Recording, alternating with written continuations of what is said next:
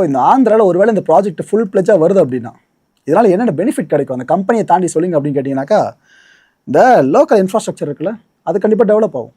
ஏன்னா இது போல் ஒரு பெரிய மைனை கொண்டு வராங்க அப்படின்னாலே கண்டிப்பாக ரோடு வசதி பெருசாக போடப்படுமா, அது சுற்றி இருக்க பல பகுதிகளுக்கும் ஒரு நல்ல வரப்பிரசாதமாக அமையுமா. எஜுகேஷன், அங்கே ஸ்கூலிங் சார்ந்த சில விஷயங்களை பேசிக்கிட்டு இருக்காங்க, பக்கத்தில் வந்தால் நல்லா இருக்குமென்னு சொல்லிட்டு.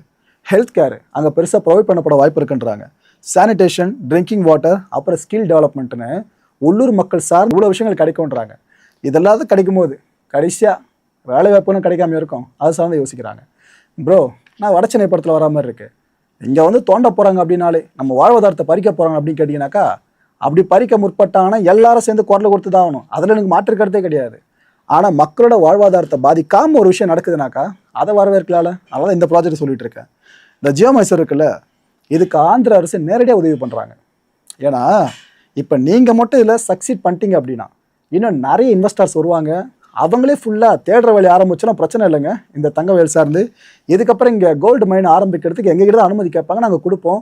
இந்த ஒரு இன்வெஸ்டர் மூலமாக எங்களுக்கு இவ்வளோ பேருக்கு வேலை கிடைக்குது, இவ்வளோ தூரம் அங்கே இன்ஃப்ராஸ்ட்ரக்சர் மேலே வருது, இன்னொரு 10 இன்வெஸ்டர் வரட்டுமே ஆந்திராவுக்கு, இன்னும் நல்லா மேலே வருமே, கவர்மெண்ட் ரெவன்யூ நல்லா ப்ரொடியூஸ் ஆகும்னு அவங்க அப்படி யோசிக்கிறாங்க.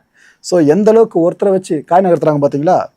இந்த ப்ராஜெக்டில் புதிய நம்பிக்கை என்னன்னு பார்த்தீங்கன்னா, இந்தியா ஒரு வருஷத்துக்கு 100 டன் தங்கத்தை உற்பத்தி செஞ்சால் எப்படி இருக்கும். நிறைய பேர் சிரிப்பு வருதுல, ப்ரோ நம்ம இப்போ பண்ணுறது 1.5 டன்லேருந்து 3 டன் வரைக்கும் தான். இதெல்லாம் அதிகமாக பேராசையாக தெரியலையான்னு கேட்டிங்கன்னா, கேஜிஎஃப் அப்போ ஆக்டிவாக இருந்த காலத்தில் நம்ம இதெல்லாம் பேச மாட்டோம்ல, இப்போ தான் பேசிக்கிட்டு இருக்கோம். ஏன்னா இருந்தது நம்மளே அழிச்சு விட்ருக்கோம்.